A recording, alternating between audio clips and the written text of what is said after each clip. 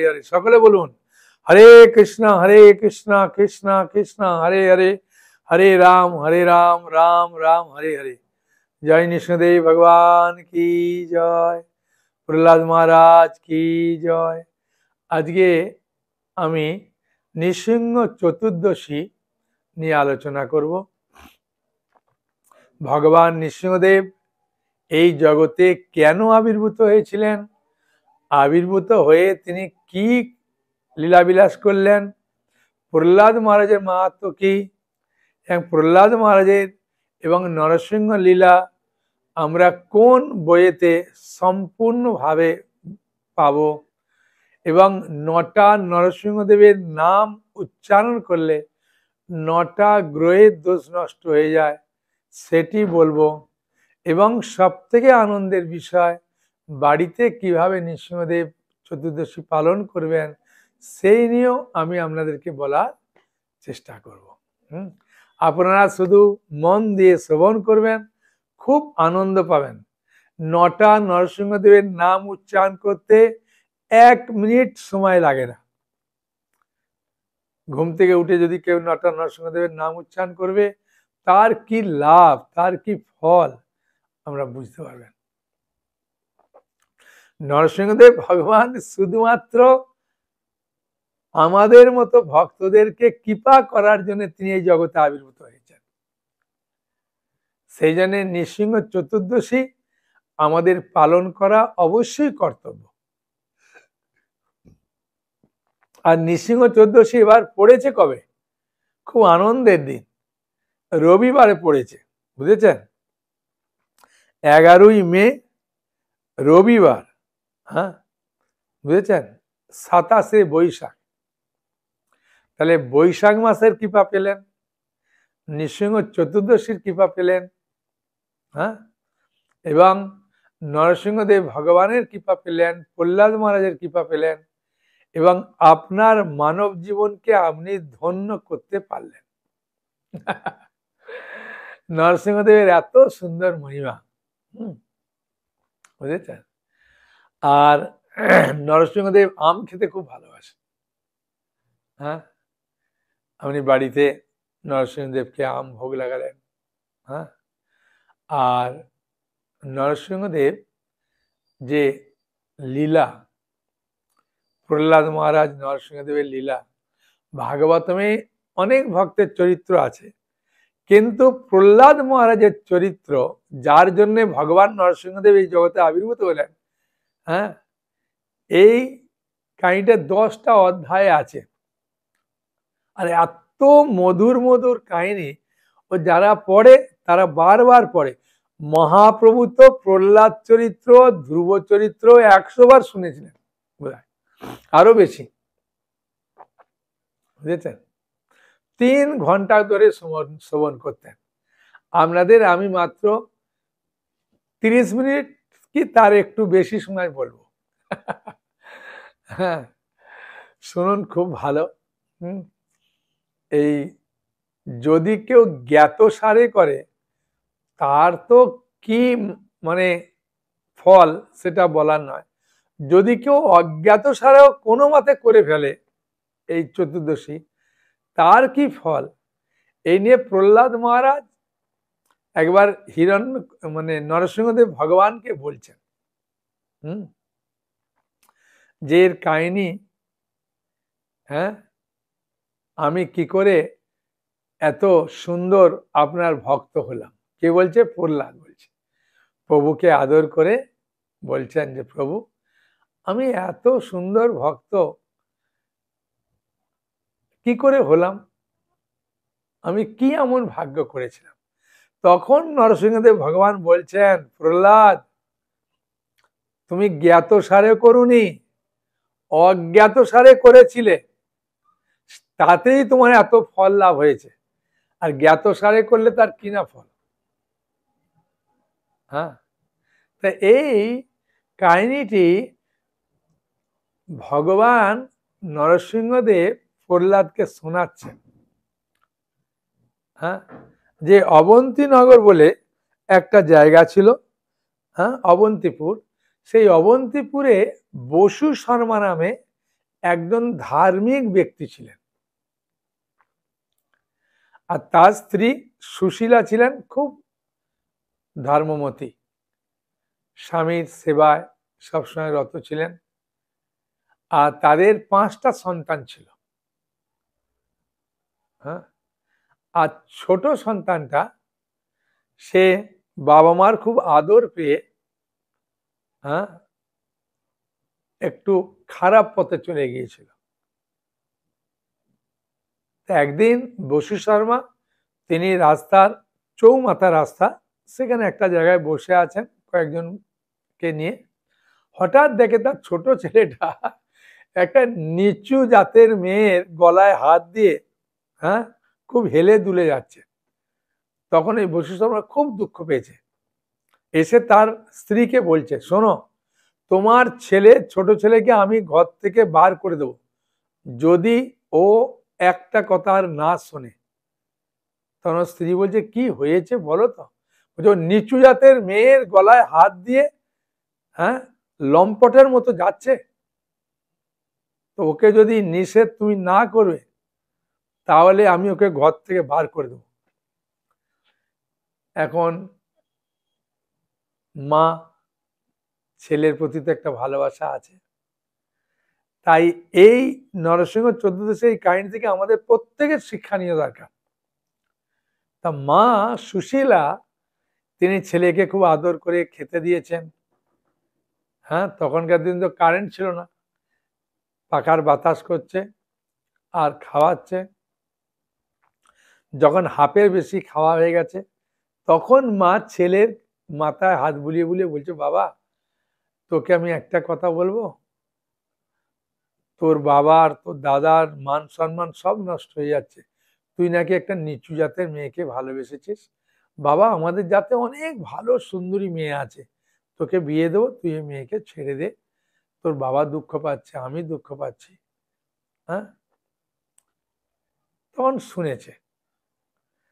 হ্যাঁ, অন্যদিকে মেয়ের মা মেয়েকে ঠিক কাছে বসিয়ে আদর করে বলছেন যে, মা তুই নাকি একটা উঁচু জাতের ছেলেকে ভালোবেসেছিস, তাতে আমাদের সম্মান নষ্ট হবে বাবা। মা, তা আমাদের জাতে অনেক ভালো ছেলে আছে, তোকে বিয়ে দেবো।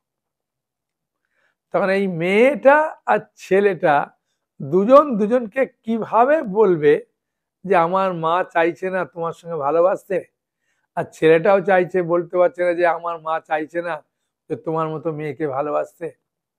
তাই দুজনে কথা বলার একটা শর্ত নিয়ে লুকিয়ে কোথাও বলবে তো, তাই জঙ্গলে চলে গেছে।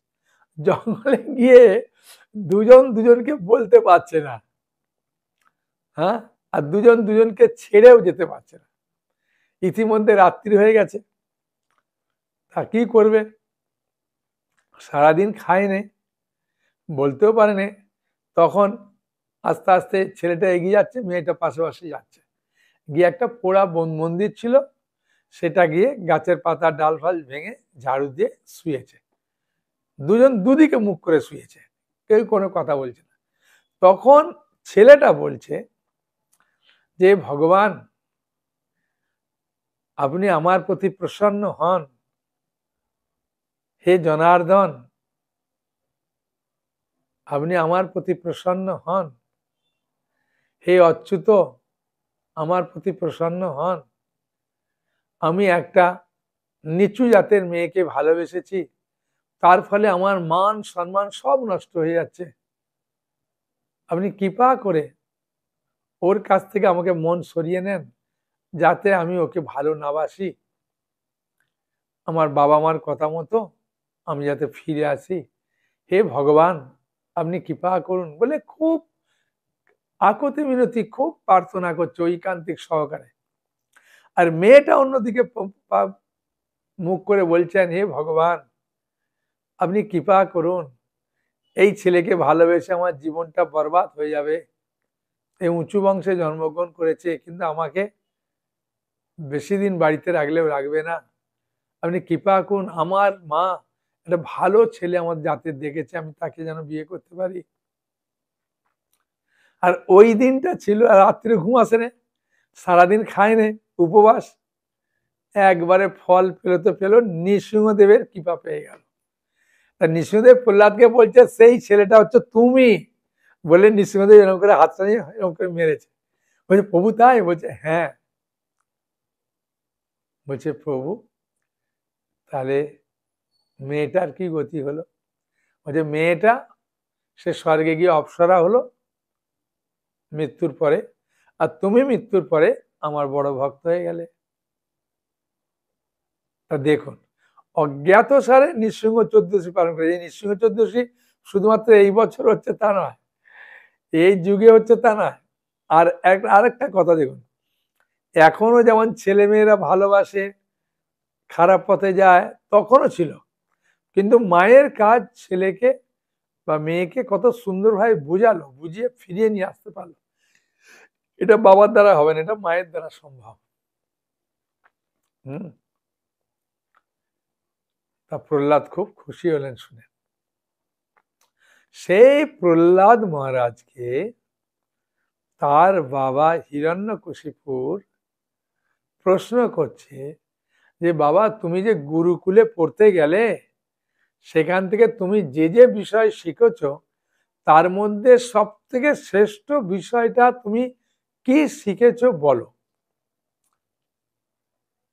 তখন প্রহ্লাদ মহারাজ তার বাবার কাঁধ ধরে, গলা জড়িয়ে ধরে তাকে কি বলছে, এটা ভাগবতমে আছে, সপ্তম স্কন্ধে ৫ম অধ্যায়ের ৫ম নম্বর শ্লোক। এই যে ভাগবতম আছে না, সপ্তম স্কন্ধ, এটাতে নরসিংহদেব প্রহ্লাদের সমস্ত চরিত্রের কথা আছে, 10টা অধ্যায়, খুব সুন্দর অপূর্ব কাহিনী। এই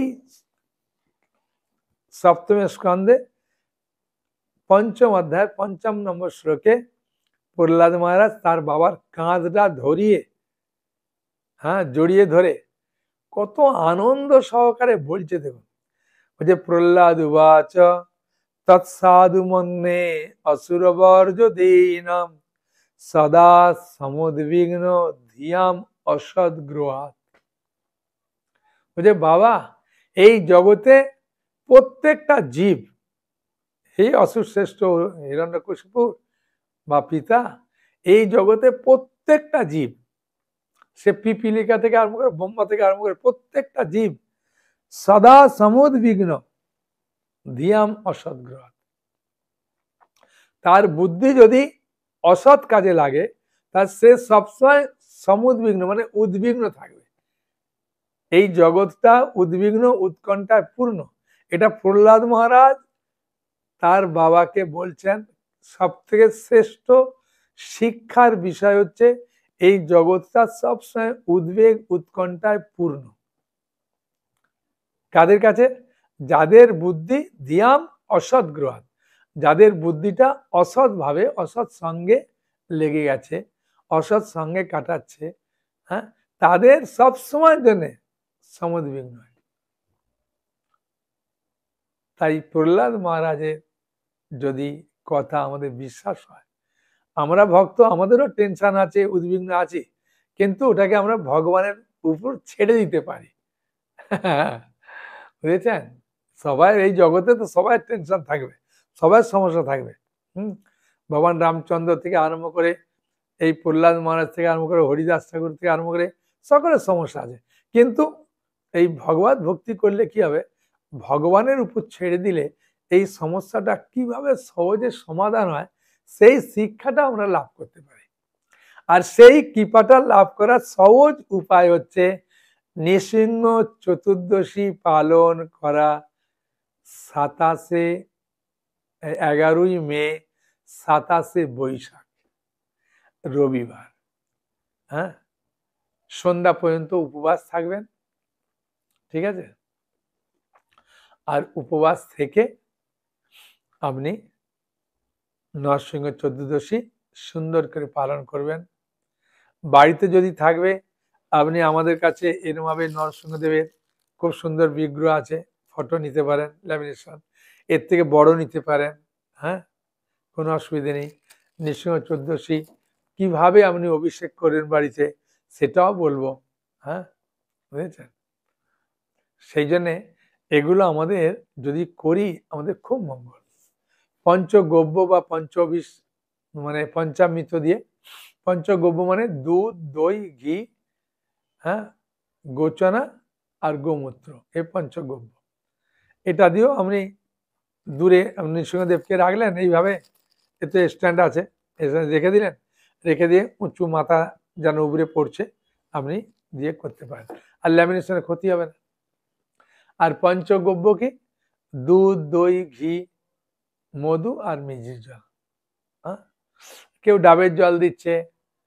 হ্যাঁ, আমাদের মায়াপুরে তো একবারে 4টে থেকে অভিষেক শুরু হবে, একদম সন্ধে 7টা 8টা পর্যন্ত। প্রচুর আমরা, হ্যাঁ, বিভিন্ন জুস, আমের জুস থেকে ফলের জুস, গঙ্গা জল তো প্রচুর দেবে।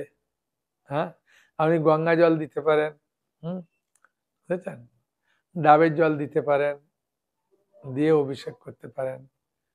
হ্যাঁ, আর ওই দিন আপনি উপবাস থাকলেন সন্ধ্যা পর্যন্ত, আর একান্তে যদি আপনি না থাকতে পারেন তাহলে ফল খেলেন, হ্যাঁ, বা একটু জুস খেলেন, কোনো অসুবিধা নেই। আর সকালে আপনাকে ঘুম থেকে উঠতে হবে, কমসে কম 4টের মধ্যে উঠতেই হবে। উঠে স্নান করলেন, ধোয়া বস্ত্র পরলেন, নৃসিংহদেবের কাছে প্রার্থনা করলেন। হ্যাঁ, বুঝেছেন, আমাদের নৃসিংহদেবের একটা সুন্দর বই আছে, ছোট বই। হ্যাঁ, সেই বইয়েতেও আপনি সুন্দরভাবে, বইটা কোথায় গেল আপনাকে দেখাতাম। হ্যাঁ, দেখতে পাচ্ছি না বইটা, এরকম ছোট বই আছে খুব সুন্দর। নৃসিংহদেবের কাছে, এই আমরা ভক্তবৎসল নৃসিংহদেব, এই বইতে খুব সুন্দর নৃসিংহদেবের কাছে প্রণাম মন্ত্র আছে। নমস্তে নরসিংহায় প্রহ্লাদ আহ্লাদ দায়িনে হিরণ্যকশিপূর্বক শিলাটঙ্কন কালয়, এইভাবে খুব সুন্দর প্রণাম মন্ত্র আছে। নৃসিংহদেবকে পুষ্প দিয়ে অভিষেক মানে প্রণাম করলেন, পুষ্পাঞ্জলি দিলেন। আর ওই দিন আপনি অনুকল্প প্রসাদ খাবেন। অনুকল্প মানে একাদশীতে যেমন প্রসাদ খান, একাদশীর প্রসাদ খাবেন। কুমড়ো আলু দিয়ে সবজি করলেন, বাদাম ভেজে দিলেন, বাদাম সিদ্ধ খেলেন, সাবু, হ্যাঁ, পোলাও খেতে পারেন, সাবু ভিজিয়ে গুড় দিয়ে খেতে পারেন, ফল খেলেন। হ্যাঁ, বুঝলেন, যে ফলগুলো আপনার ভালো লাগে। হ্যাঁ, অসুবিধে নেই, অনেক কিছু খাবার আছে একাদশী তো, অনেক কিছুই আছে, ওই ফল খেলেন। হ্যাঁ, তা খেয়ে পালন করলেন। আর যদি বলেন বাড়িতে আমি করব কিন্তু আমি করতে পারবো না, মায়াপুর টিভিতে আপনার অভিষেক দেখুন, দেখে হয়ে যাবে, বুঝেছেন। তা সেই জন্যে এই নৃসিংহ চতুর্দশী করা খুব প্রয়োজন। হ্যাঁ, বুঝেছেন। তা নৃসিংহ চতুর্দশী কারা কারা করতে চান? শুনে সবার ভালো লাগছে, তাই না, যে নৃসিংহ চতুর্দশী করবো। করুন, দেখবেন কোনো কষ্ট হবে না, মনে হবে উপবাস থাকবো কি করে, এ করবে না। ঘুম থেকে উঠে ভগবান নরসিংহদেবকে একটা ধূপ বা দ্বীপ ফুল দিলেন, দিয়ে হরিনাম করবেন। হ্যাঁ, এই হরিনাম করার আগে তুলসী মালাকে জল দেবেন, তুলসী মালাকে জল দিলেন, পরিক্রমা করলেন। হ্যাঁ, বুঝেছেন। তারপরেতে হরিনাম করার পরে যদি আপনার কাছে প্রহ্লাদ মহারাজের এই চরিত্রের বই থাকে তাহলে এই বই পড়বেন। হ্যাঁ, বুঝেছেন, এই সপ্তম স্কন্ধটা পড়লে খুব ভালো। হ্যাঁ, বুঝেছেন, প্রহ্লাদের উপদেশ আছে। হ্যাঁ, 6ষ্ঠ অধ্যায় উপদেশ পড়লেন। আর এই প্রহ্লাদ মহারাজের কাহিনী পড়লে যে কি লাভ, কেন এত মানুষ ভাগবত নিচ্ছে, হ্যাঁ, বুঝেছেন, এত ভাগবত নিচ্ছে কেন। আর এই নরসিংহ চতুর্দশী উপলক্ষে একটা ডিসকাউন্টও পাবেন ভাগবত নিলে। তা কেন এই প্রহ্লাদ চরিত্র, একজন আমাকে প্রশ্ন করছে যে প্রভু প্রহ্লাদ মহারাজের চরিত্র পড়লে কি লাভ। আমি প্রহ্লাদ মহারাজের চরিত্র পড়লে কি লাভ, হ্যাঁ, এই সপ্তম স্কন্ধে এই 10ম অধ্যায়ের 46 আর 47 নম্বর শ্লোকে এর মাহাত্ম বলছে, যে এই প্রহ্লাদের চরিত্র যদি কেউ পাঠ করে তাহলে তার কি লাভ। বুঝেছেন, কত অধ্যায় বললো বলুন? সপ্তম স্কন্ধ 10ম অধ্যায়ের 46 আর 47 নম্বর শ্লোকে একদম সুন্দর করে মাহাত্ম বলে দিচ্ছে, বুঝেছেন। বলছেন যে ব্যক্তি এই আখ্যানে বর্ণিত ভগবান বিষ্ণু সর্বশক্তিমত্তার কথা শ্রবণ করেন, কীর্তন করেন, তিনি জড়জগতের বন্ধন থেকে মুক্ত হবেন। হ্যাঁ, আর 47 নম্বর শ্লোকে তো একদম এত সুন্দর বলেছেন। হ্যাঁ, বলছেন এতদ আদি পুরুষস্য মৃগেন্দ্র লীলাং দৈতেন্দ্র জুত অপদং প্রয়াত পঠেত দৈত্যাত্মজস্য চ শতাং প্রবস্য পুণ্যং শ্রুতানুভাব মুকুত ভয়মে তিলোকম। হ্যাঁ, শুনুন, খুব সুন্দর শ্লোক, সুর করে পড়লে খুব ভালো। হ্যাঁ, এতদ আদি পুরুষস্য মৃগেন্দ্র লীলাং দৈত্র ইন্দ্র যুতপবদম প্রয়াত পঠিত দৈত্য আত্মজস্য চ শতাং প্রবরস্য পুণ্যং শ্রুতানুভাব মুকুত ভয়মেতি লোকম।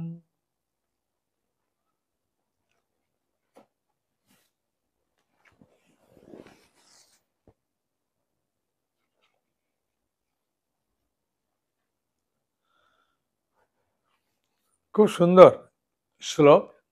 হ্যাঁ, সপ্তম স্কন্ধ 10ম অধ্যায় 47 নম্বর শ্লোকে মাহাত্ম শুনুন। 46 নম্বর শ্লোকের অনুবাদটা পড়লাম। হ্যাঁ, 47 নম্বর শ্লোক এতদ আদি পুরুষস্য মৃগেন্দ্র লীলাং দৈত্রং যৎপবদং প্রয়াত পঠেত।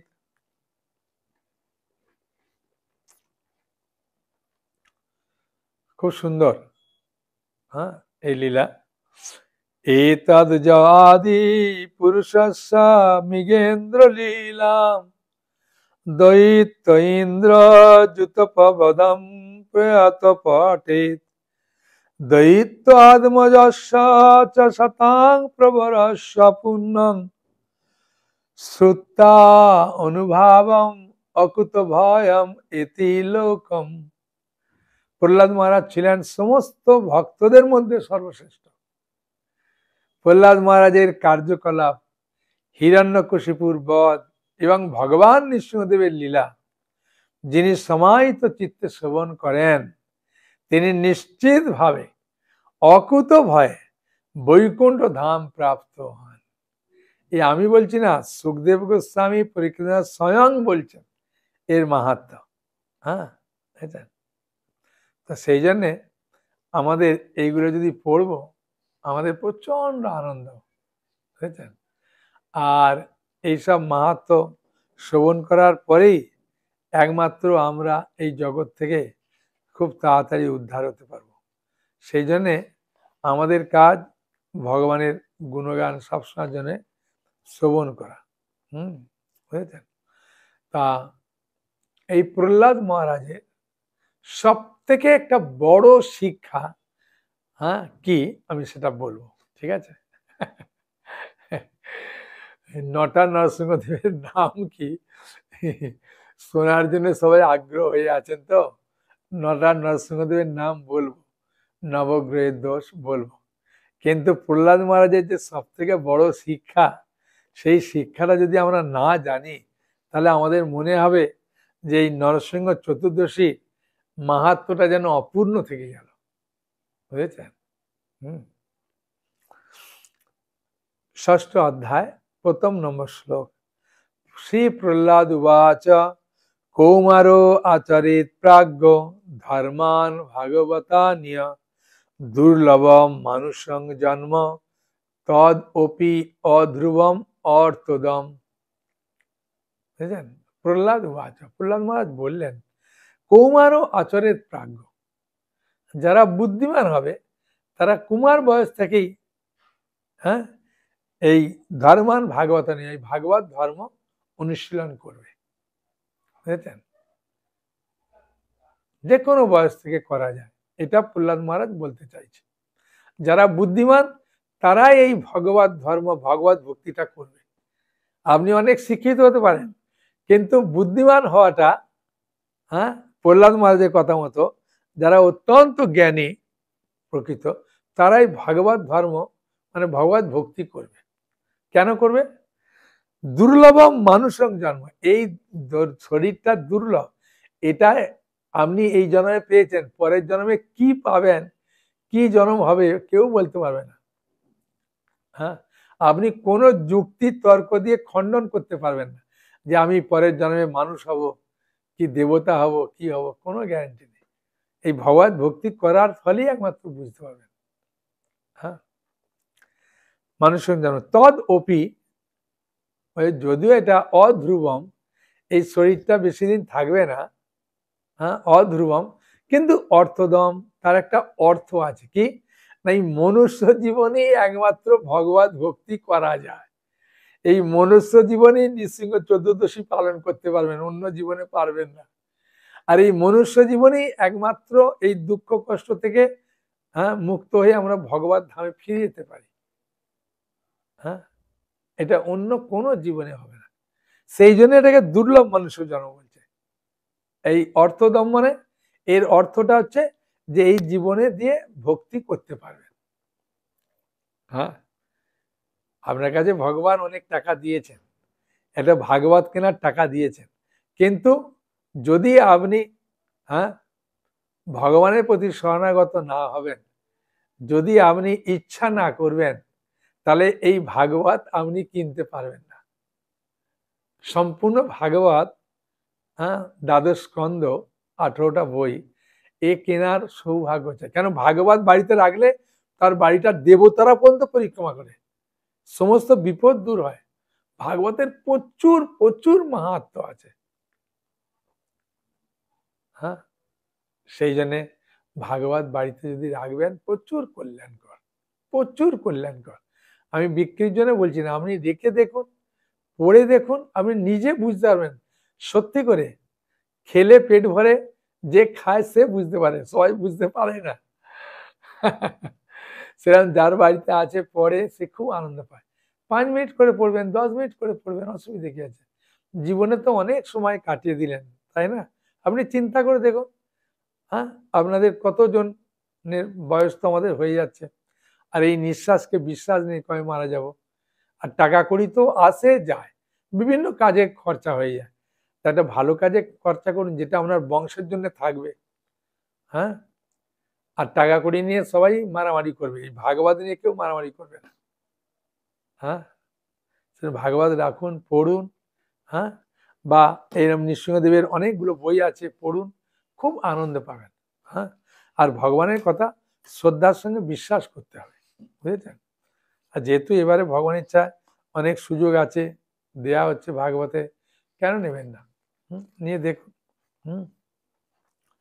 আর নৃসিংহ চতুর্দশী পালনে এই যে অভিষেক যদি করবেন, তাহলে আগে থাকতে বললে আমরা ফটো পাঠিয়ে দেবো, কোনো অসুবিধা নেই।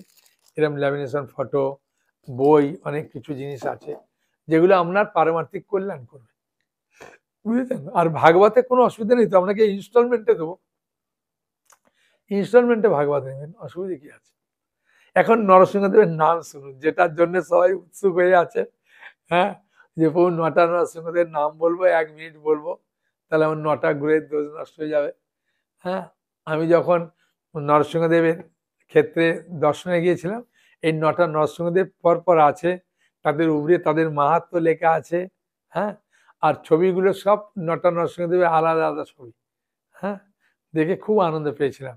তা আপনাদেরকে বলার জন্যেই আমি ওগুলো ভালো করে নোট করে রেখেছিলাম, বুঝেছেন? তা সেই 9টা নরসিংহদেবের নাম বলছি, আর 9টা গ্রহের দোষ নষ্ট হবে। হ্যাঁ, তা ভালো করে শুনুন। জলা নৃসিংহ মানে এই নৃসিংহদেব আবির্ভূত হয়ে সবকিছুকে পুড়িয়ে দিচ্ছিলেন, যেন জলা নৃসিংহ, দক্ষিণ ভারতের কথা জলা নৃসিংহ বলে। হ্যাঁ, তা এই নৃসিংহদেব উচ্চারণ করলে মঙ্গল গ্রহের দোষ নষ্ট হয়ে যায়, ঠিক আছে? জলা নৃসিংহ। আর অবিলম নৃসিংহ, এই অহবিলম, অহ মানে আশ্চর্য, আর বিলম মানে গুফা, বুঝেছেন? তা ওই গুফার মধ্যে প্রহ্লাদ মহারাজ আর গরুড় দেব, হ্যাঁ, প্রহ্লাদ মহারাজ আর গরুর দেব তো খুব বড়, ওরা এত ছোট হয়ে ওই গুহার মধ্যে তপস্যা করছিলেন, ওই জন্য ওই গুহাটার নাম দিচ্ছে অহবিল। হ্যাঁ, নরসিংহদেব, ওইখানে নরসিংহদেব তাদেরকে কৃপা করেছিলেন। অহ মানে আশ্চর্য, বিল মানে গুফা। হ্যাঁ, খুব সুন্দরভাবে নরসিংহদেব প্রবেশ করে তাদের দর্শন দিয়েছিলেন। ওই জন্য এই অবিলন নৃসিংহ, এই নৃসিংহদেবের নাম উচ্চারণ করলে বৃহস্পতি গ্রহের দোষ নষ্ট হয়ে যায়, বুঝলেন? প্রথমটা বললাম জ্বালা নৃসিংহ, দ্বিতীয়টা বললাম অবিলম নৃসিংহ, তৃতীয়টা হচ্ছে মালোলা নৃসিংহ, বুঝেছেন? এই মালোলা, মা মানে লক্ষ্মী দেবী আর লোলা মানে প্রিয়া। নৃসিংহদেব তার স্ত্রীকে বামুনিতে বসে খুব আদর করছিলেন। হ্যাঁ, তাই এই জন্য এই নৃসিংহদেবের নাম মালোলা নৃসিংহ। এই নৃসিংহদেবের নাম উচ্চারণ করলে শুক্র গ্রহের দোষ নষ্ট হয়ে যায়। হ্যাঁ, তিনটে হলো। হ্যাঁ, চতুর্থ হচ্ছে বরাহ নৃসিংহ। ভগবান নৃসিংহদেব কখনো বরাহ রূপ ধারণ করেছিলেন একবার, সেই জন্য বরাহ নৃসিংহ। এই নৃসিংহদেবের নাম উচ্চারণ করলে রাহু গ্রহের দোষ নষ্ট হয়ে যায়। হ্যাঁ, বরাহ রূপ ধারণ করে দাঁতের উপরে এই ধরণীকে তুলেছিলেন, ওই জন্য বরাহ। তাহলে চারটে নাম হলো। হ্যাঁ, বুঝেছেন? জ্বালা নৃসিংহ, অবিলম নৃসিংহ, মালোলা নৃসিংহ আর বরাহ নৃসিংহ। হ্যাঁ, চারটে। 5 নম্বর হচ্ছে করঞ্জ নৃসিংহ।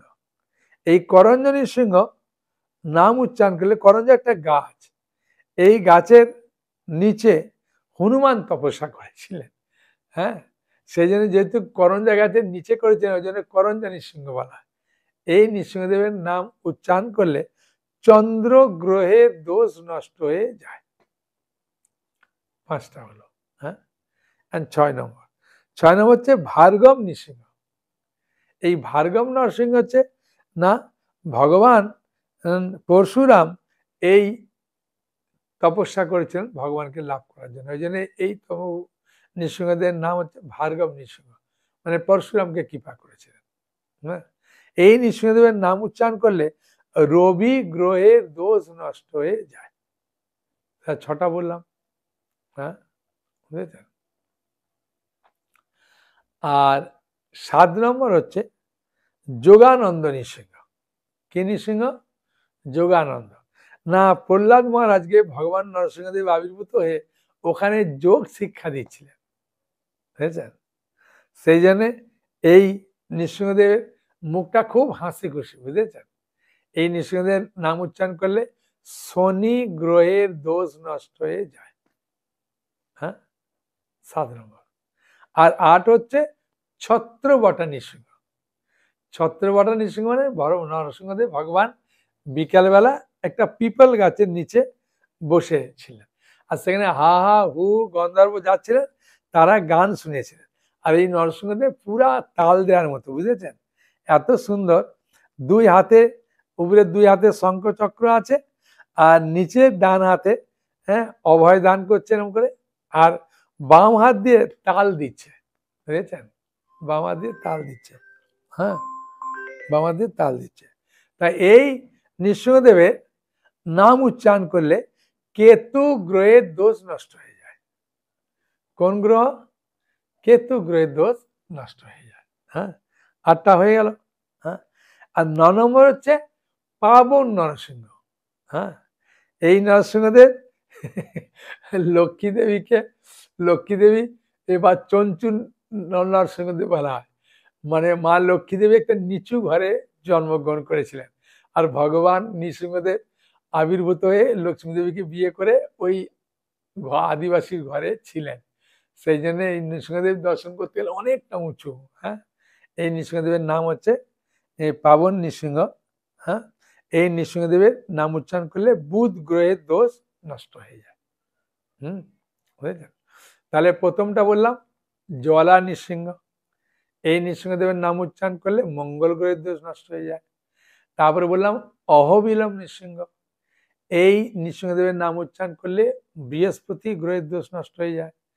তারপরে বললাম মালোলা নৃসিংহ, এই নৃসিংহদেবের নাম উচ্চারণ করলে শুক্র গ্রহের দোষ নষ্ট হয়ে যায়।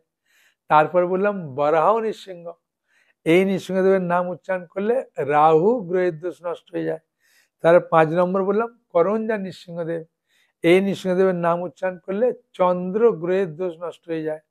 তারপরে বললাম ভার্গব নৃসিংহ, এই নৃসিংহদেবের নাম উচ্চারণ করলে রবি গ্রহের দোষ নষ্ট হয়ে যায়। তারপরে বললাম যোগানন্দ নৃসিংহদেব, এই নৃসিংহদেবের নাম উচ্চারণ করলে শনি গ্রহের দোষ নষ্ট হয়ে যায়। তারপরে 8 নম্বর বললাম ছত্রবটা নৃসিংহ, এই নৃসিংহদেবের নাম উচ্চারণ করলে কেতু গ্রহের দোষ নষ্ট হয়ে যায়। তারপরে বললাম পাবন নরসিংহদেব, এই নৃসিংহদেবের নাম উচ্চারণ করলে বুধ গ্রহের দোষ নষ্ট হয়ে যায়।